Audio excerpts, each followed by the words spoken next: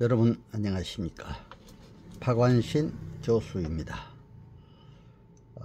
지난 6월 14일 영락교에서 한국복음주의협의회 원래 초창기도회 및 발표회가 있었습니다. 주제는 6.25 이후의 대한민국과 한국 기독교였습니다. 이 주제를 위해 기도와 또 목사님 말씀, 또 평화통일과 선교에 대한 교수님들의 강의도 있었습니다. 저는 이제 기도 시간에 제가 우리나라의 평화통일, 선교에 대한 주요 쟁점을 기도하기도 했습니다. 올해가 특히 광복 79주년, 6.25 74주년이 되는 해이기도 합니다.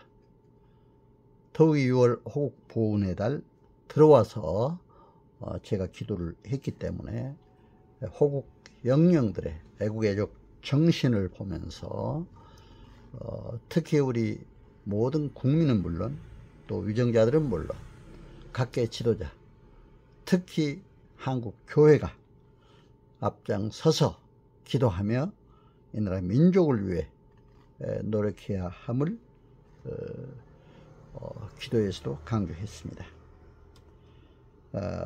특히 김은석 목사님, 영락교회 담임 목사님이신데 복음주의협의회 중앙위원이시면서 또 영락교회 담임 목사님이시기 때문에 오늘 귀한 말씀도 전해 주셨습니다.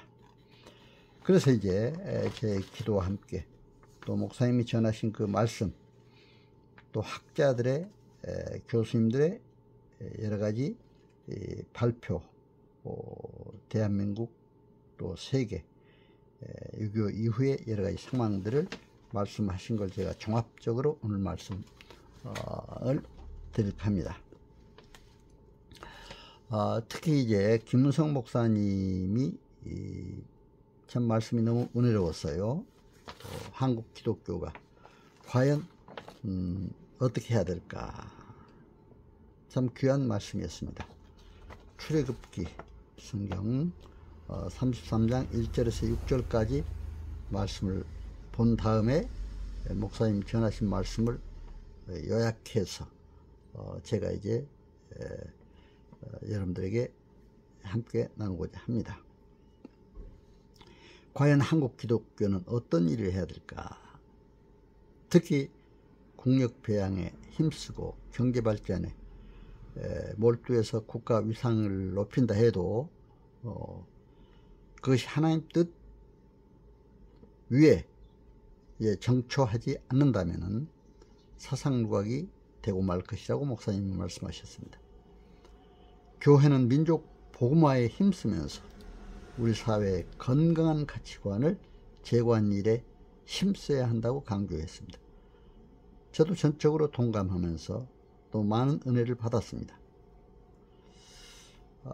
특히 하나님께서 이제 모세를 시내산에 부르신 후 산 아래 남아있던 백성들은 아론과 함께 금송아지, 우상을 만드는 죄를 범했다고 하셨습니다. 그로 인해 많은 이가 죽었습니다.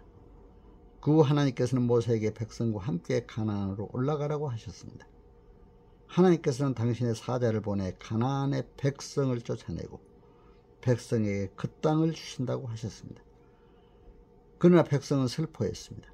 하나님께서 오랫동안 기다리던 땅을 주신다고 하셨는데 이들은 왜 슬퍼한 것일까요? 그 이유는 하나님께서 함께하지 않으신다고 하셨기 때문입니다.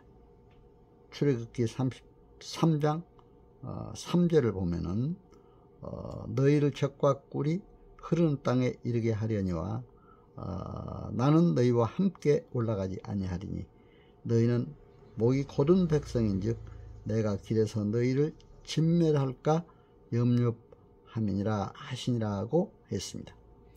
하나님께서는 약속하신 땅은 주시겠지만 목이 곧은 백성과 함께하지는 않으신다고 하셨습니다. 백성이 슬퍼한 이유는 이것 때문이었습니다.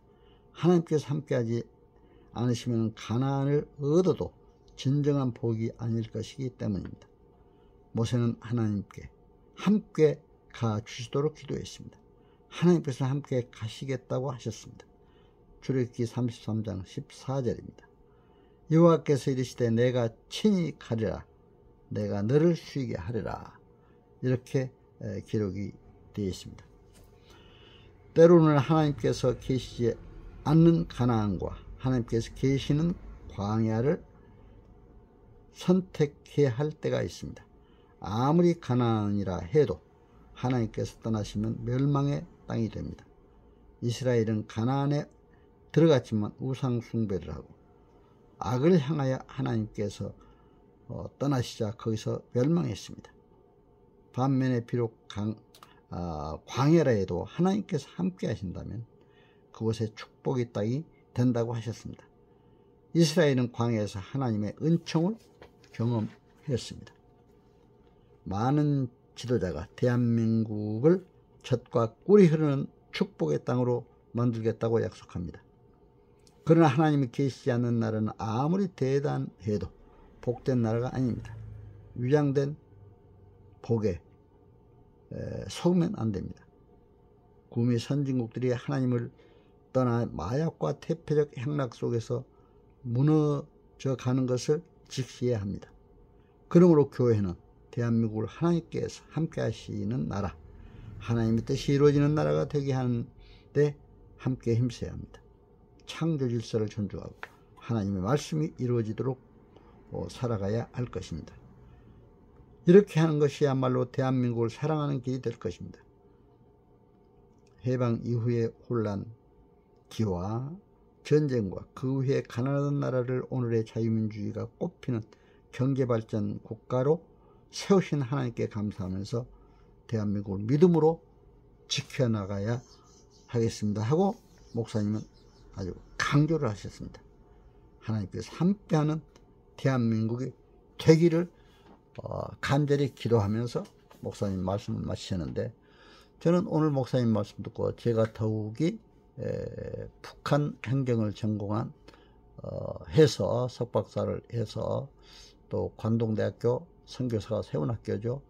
북한학과 교수도 지냈고 우리 교단 총회 남북한 선교통일위원장 장로로서는 최초로 선교통일위원장을 지낸 바 있습니다.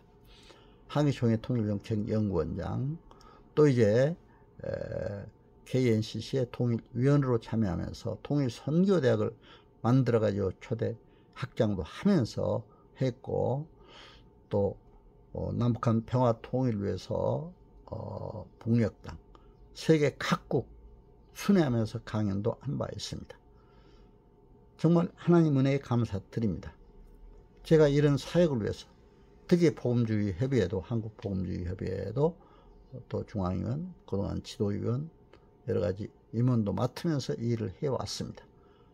하나님께 감사드려서 오늘 특히 복음주의 협의회 원래 조창기도회 및 발표에서 또 호국보훈의 맞아 귀한 평화통일 선교에 관한 주제로 목사님 말씀과 함께 교수님들의 발표가 있었고, 또 이제 기도가 있었기 때문에 제가 오늘 간단히 여러분들에게 평화통일 선교의 주제로 말씀을 드렸습니다.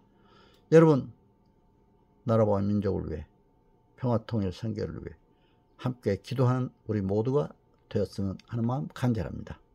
여러분 건강하시고 행복하시길 기원합니다. 여러분 가정과 하시는 모든 사역 위에 주님과 동행함으로 형통함에 복이 넘치는 여러분 가정 다 되시고 건강하시기를 기원합니다. 여러분 감사합니다. 안녕히 계세요. 고맙습니다.